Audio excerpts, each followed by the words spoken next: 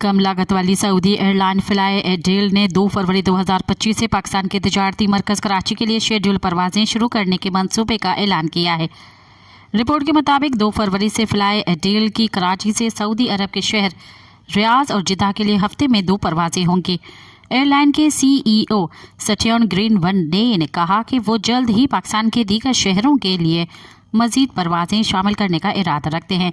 Airline के CEO सटियन Greenway ने कराची को एक नई मंजिल बनाने के लिए मिलकर काम करने पर पाकिस्तानी हुक्काम और उनकी टीम की तारीफ की। उन्होंने बताया कि एयरलाइन रवां बरस के आगाज़ में पाकिस्तान के लिए खुसूसी हज चार्टर परवाज़ें चलाने में कामयाब रही थी।